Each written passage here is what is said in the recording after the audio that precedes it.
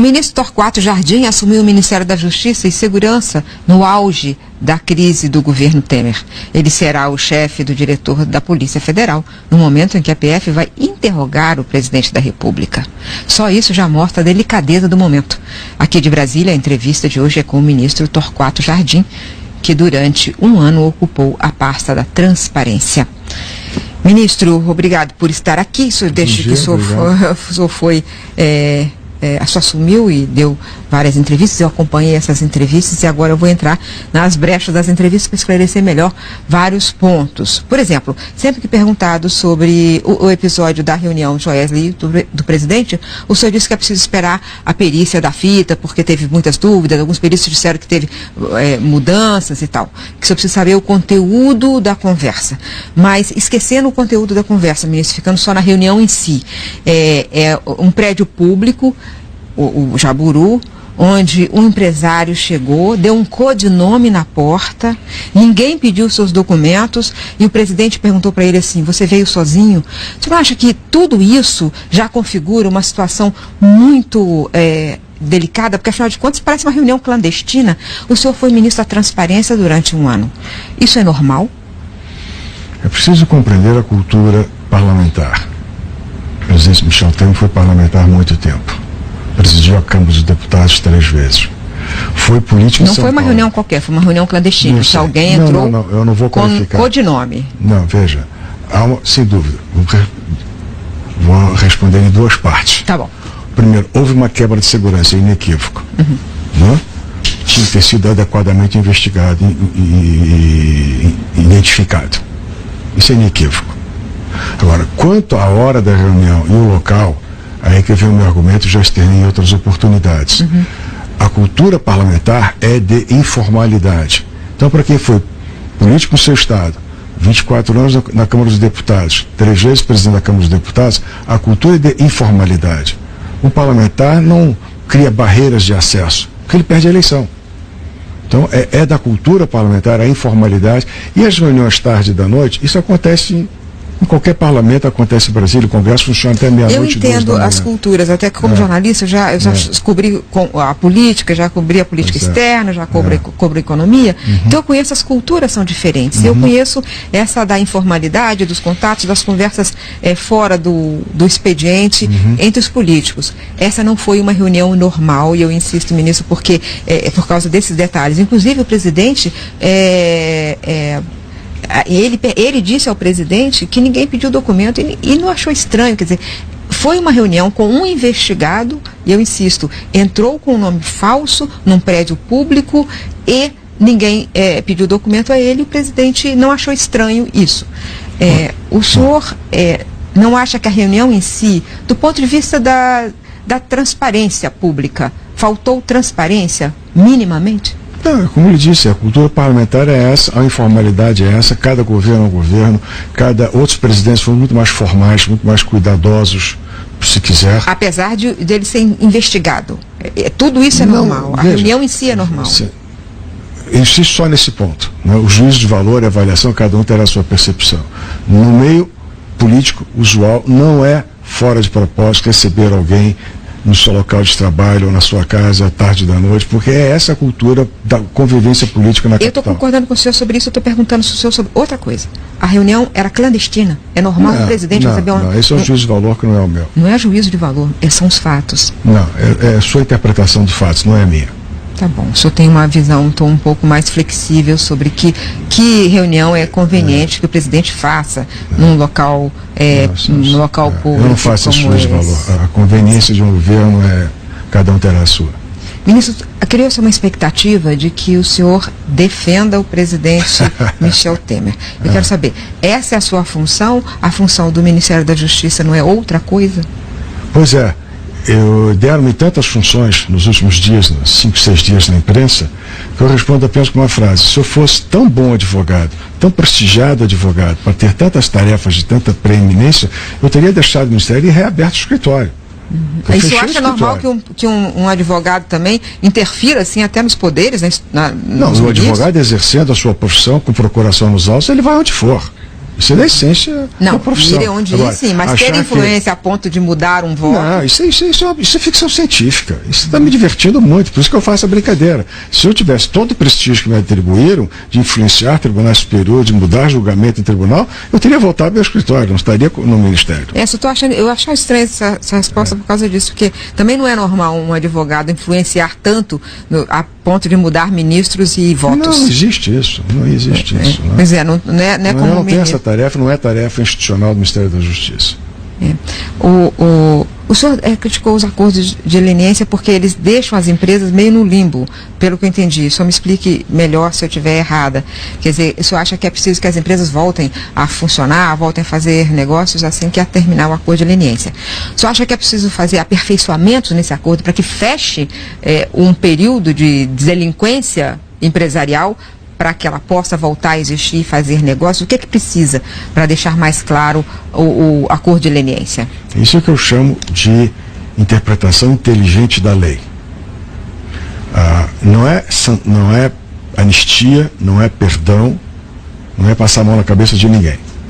Porém, a empresa, uma vez que paga a sanção, uma vez que paga as multas, uma vez que sofra as consequências legais dos seus crimes, dos seus ilícitos, ela deve poder voltar ao mercado de trabalho, porque ela tem que gerar riqueza.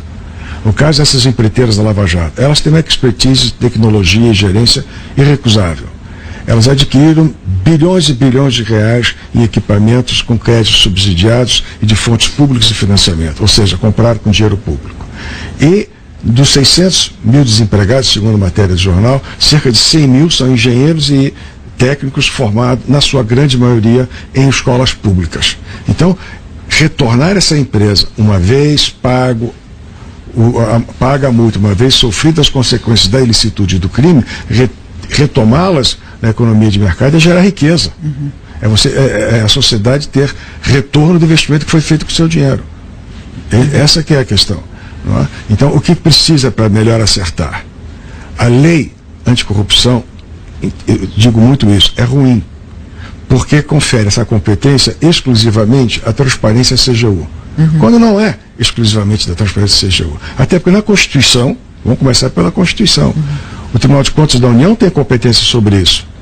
O Ministério Público Federal tem competência, a Advocacia Geral da União tem competência, cada um numa fatia do mundo jurídico. O TCU controla e julga, como se os juízes fossem, não é?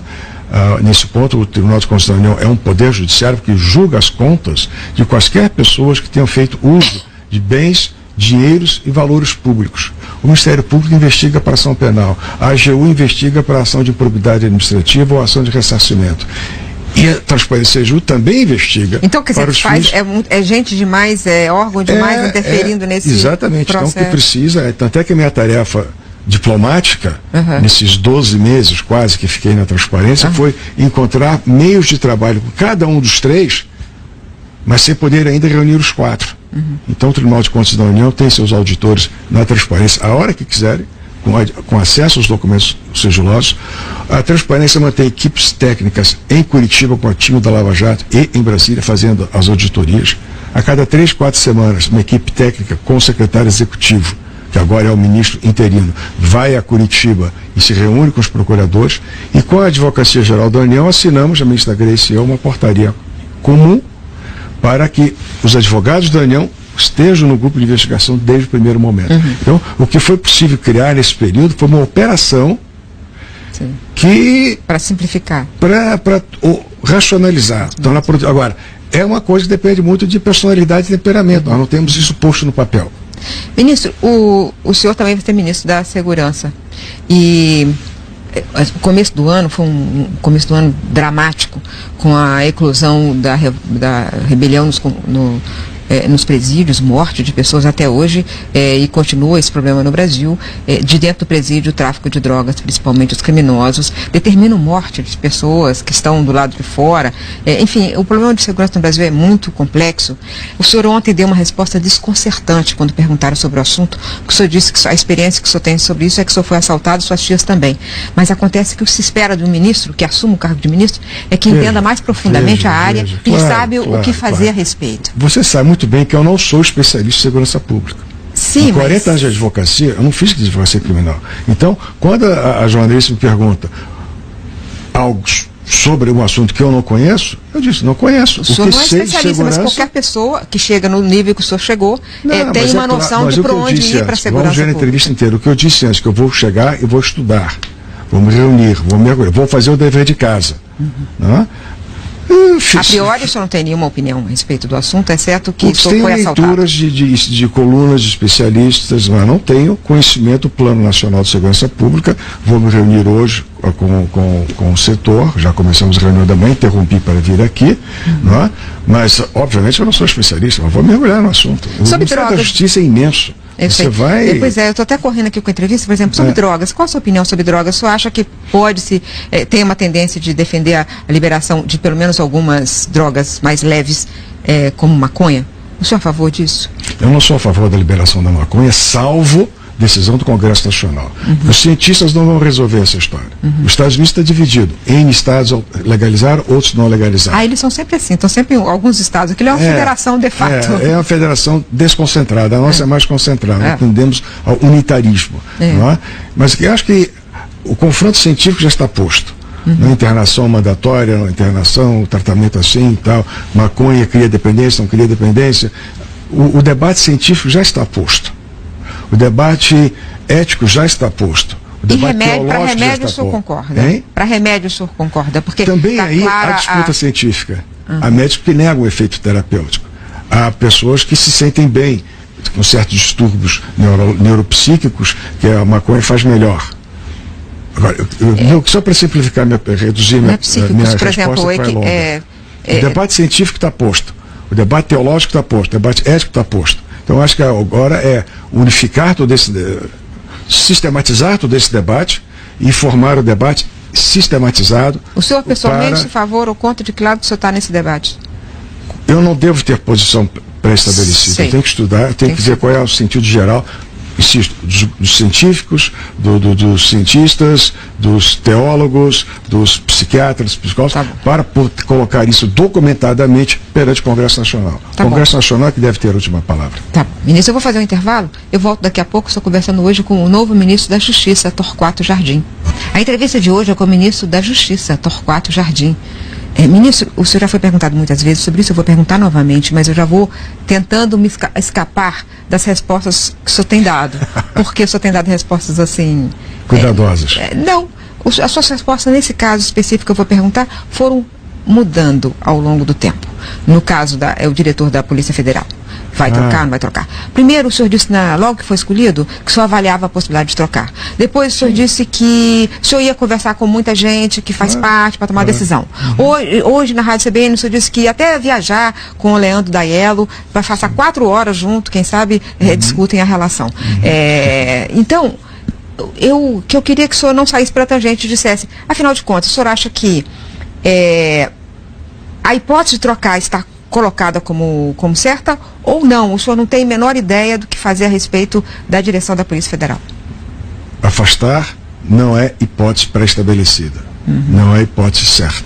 Então eu volto à resposta que você acha que eu modifiquei. Não. Eu tenho que estudar a Polícia Federal. O senhor começou falando que só avaliava a trocar. Vou avaliar, eu continuo, vou avaliar, vou estudar. Hoje, antes de vir para cá, eu estava estudando o orçamento da Polícia Federal. Viu que cortou muito? Não foi cortar, foi contingenciado. É a mesma coisa, no final das contas. Acaba não tendo dinheiro. Não, contingenciado e chegar depois. Isso aí está entrando na minha área. Já voltaram a entrando na minha área. Não. Houve contingenciamento de 400 milhões, dos quais já retornaram 170 milhões. Já voltaram 170 milhões. Que contingenciamento não é corte, é transferência para gasto adiante. Isso já aconteceu. Então, dos 400 milhões contingenciados, já voltaram 170 milhões. Você sabe, ministro, e a diferença vai voltar até o começo do próximo semestre. O senhor acha, então, que vai voltar o resto? Faz parte do processo, faz parte da gerência do orçamento. Porque a Polícia Federal, na verdade, tem que gastar mais, porque ela está com mais trabalho. Obviamente, todo dia a gente sabe, o jornalista sabe que a Polícia Federal está trabalhando bastante.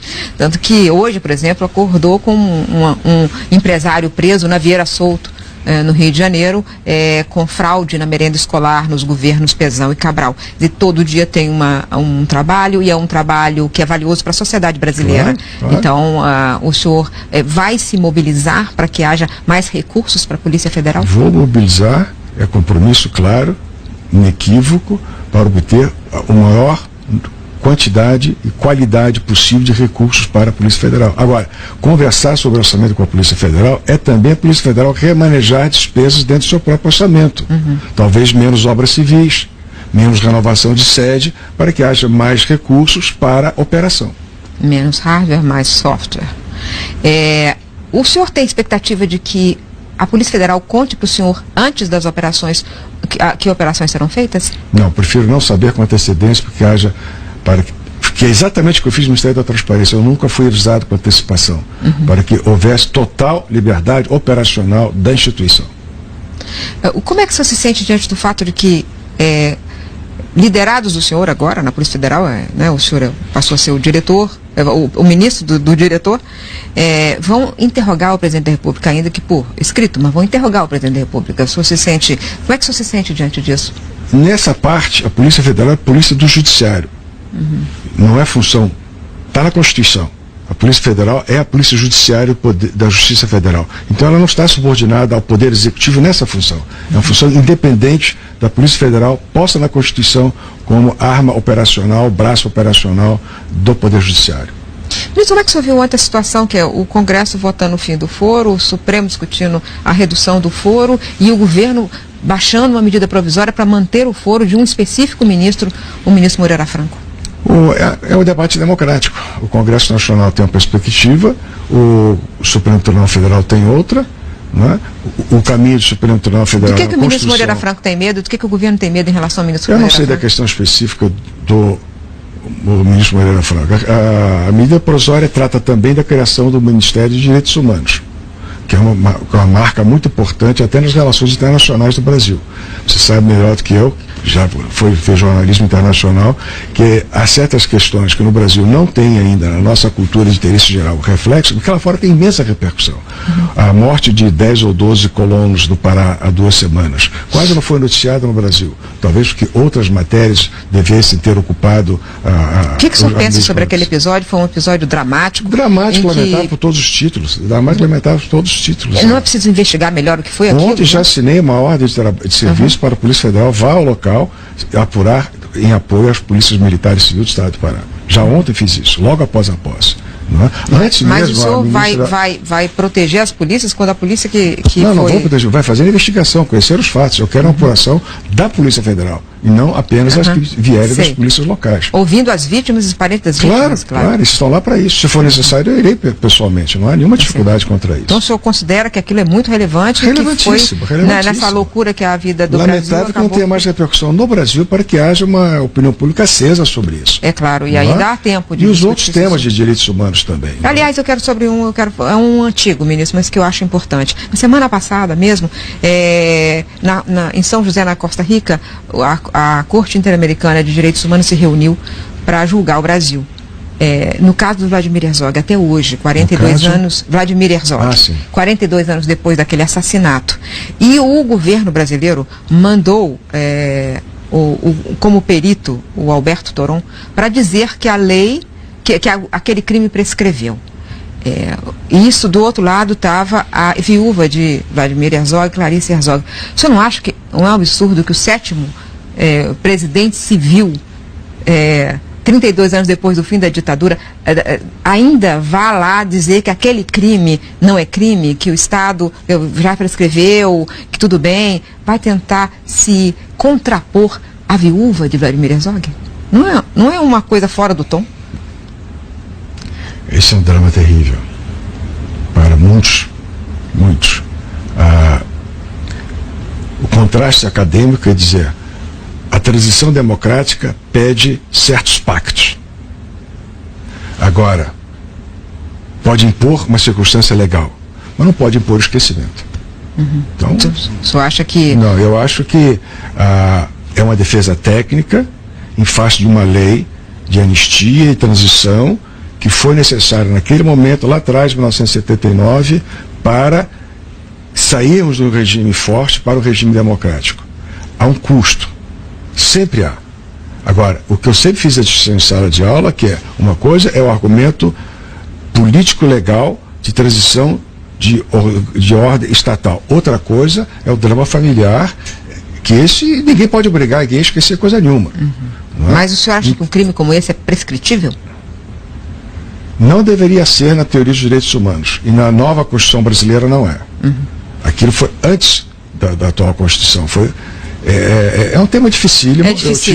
Nós todos conhecemos pessoas que passaram esses apertos todos, esses dramas todos. Insisto só nessa dicotomia. Há um drama pessoal insuperável, eu diria até irrecuperável, não é?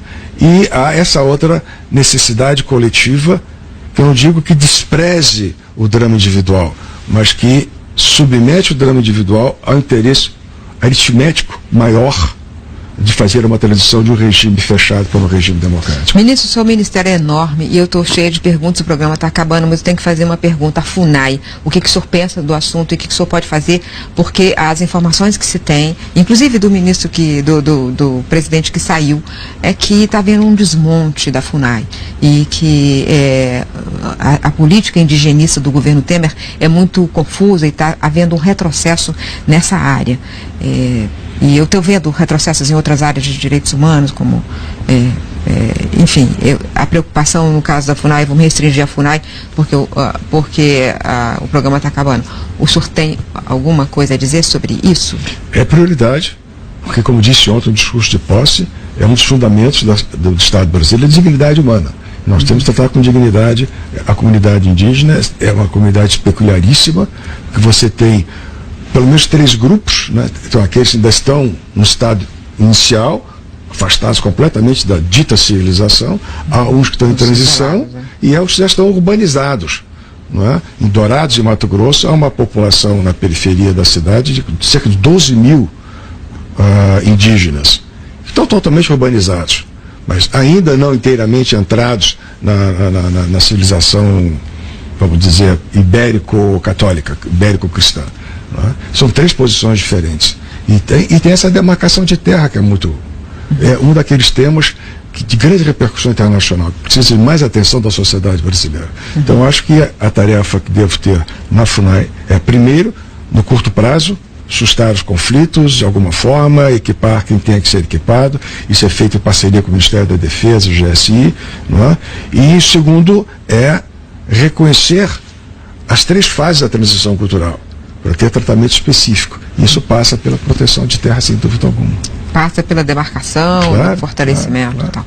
Ministro, muito obrigado. Eu não fiz todas as perguntas que eu queria, mas o senhor me deu o tempo que eu pedi. Muito obrigada por estar aqui. E bom trabalho no Ministério da Justiça. Muito obrigado. Sucesso. Até a semana que vem.